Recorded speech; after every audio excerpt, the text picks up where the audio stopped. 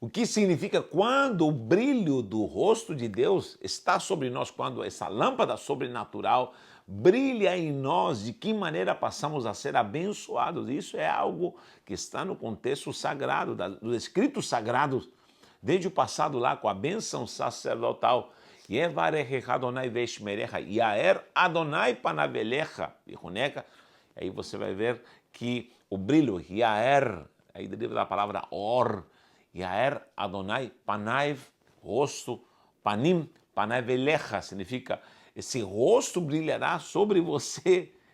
E aí virão bênçãos, bênçãos do céu. Você pode confirmar isso em muitas passagens, quando esse rosto de Deus, essa luz brilha, quando Deus faz questão de brilhar sobre você. Sempre digo, existe um período onde homens são demandados para buscarem a Deus. E eles passam a buscar a Deus. E depois Deus faz questão de andar com eles. Por favor, assista esse vídeo até o final, por favor, para que você entenda. Um exemplo de Abraão. Abraão, Deus demanda que Deus ande com ele, ande na minha presença, vem para cá, o chama, o tira da terra. Aí é o Abraão de Deus. Você vai ver Abraão de Deus. Mas depois passa a ser o Deus de Abraão. Uma coisa é você ser de Deus. Se você obedece sendo de Deus, aí o brilho de Deus. São linguagens alegóricas, por favor. A luz de Deus vai brilhar sobre você e aí Deus será o seu Deus.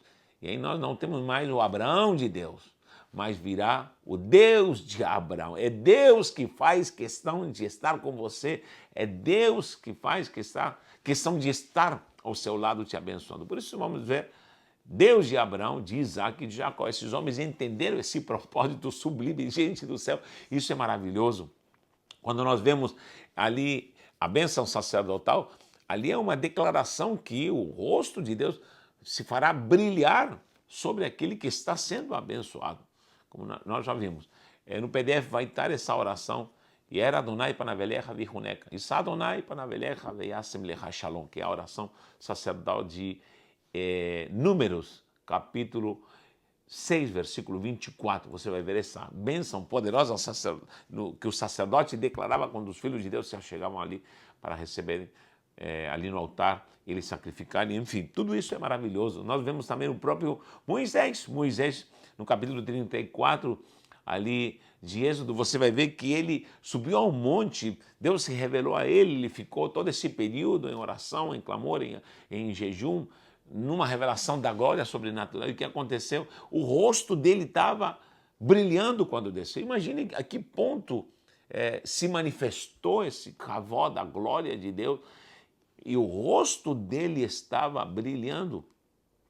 Mas isso é profundo demais para podermos aplicá-lo aos dias de hoje, porque em Cristo nós estamos refletindo essa glória de Deus. Cristo nos trouxe essa glória e hoje temos características de que podemos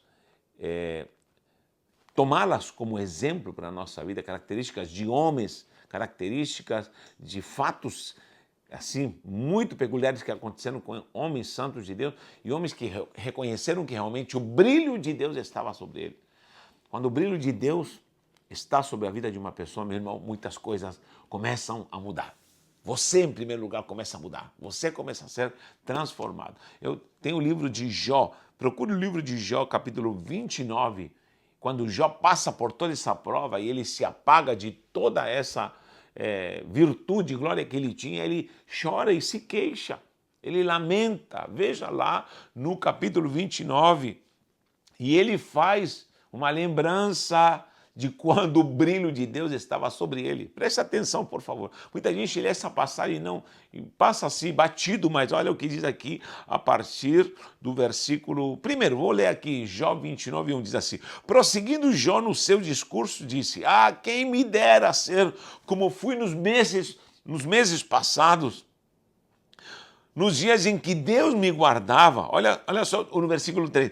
Quando ele fazia resplandecer essa lâmpada, esse brilho de Deus estava sobre a minha vida, sobre a minha cabeça.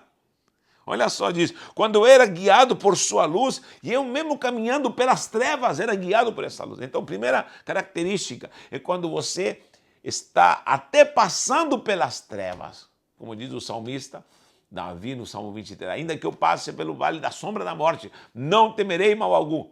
Não temerei mal algum, por quê? Porque tu estás comigo. Então, quando você está com o brilho de Deus, você passa pelas trevas, você passa pelo vale da sombra da morte e Deus estará contigo, a luz do Senhor vai brilhar. Você não vai se importar com A, B, C, problema, dificuldade, o que está acontecendo no mundo. A luz do Eterno está sobre você. Aleluia, isso é maravilhoso. Você quer andar na luz de Cristo, você vai experimentar isso.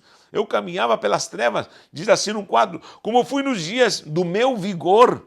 Deus se dá vigor quando está a luz do Senhor sobre você.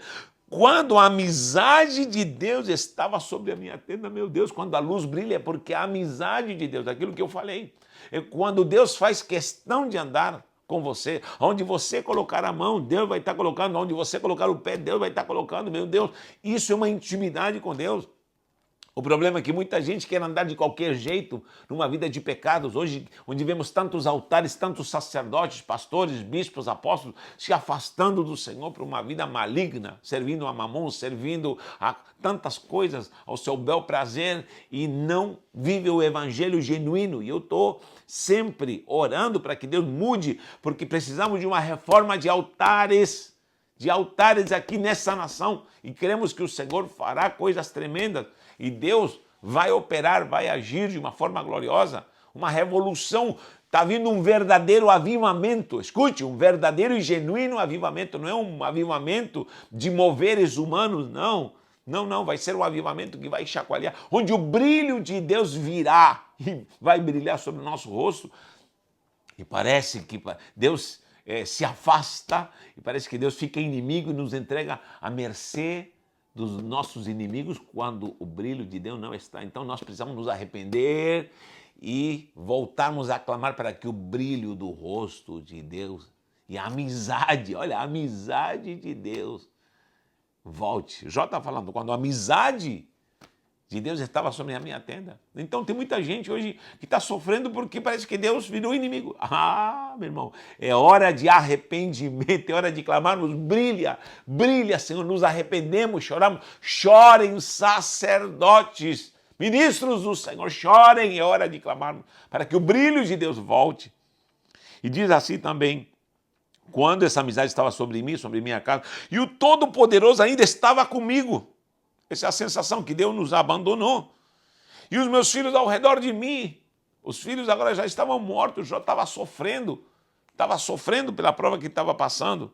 E diz aqui no 6, quando eu lavava os pés em leite, lógico que é algo alegórico, quando o ordenhador ali do animal, da cabra, da vaca está ordenhando, e a gordura, porque a bênção, a pasto, né? Essa vaca está gorda, está tão gorda que é só apertar ali para sair o leite e o leite flui, transborda o balde e lógico, vai molhar os pés. Significa abundância, bênção.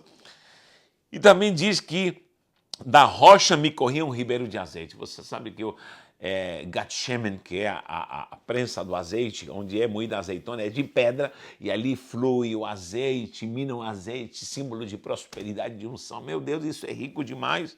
E quando eu saía da porta da cidade, todo mundo me ovacionava, me fazia sentar. Meu Deus, leia lá em Jó 29, o que acontecia quando o brilho do Eterno estava na vida de Jó. Lógico que Jó é restaurado, Jó chora, se arrepende, busca o Senhor, é o que falta hoje em dia.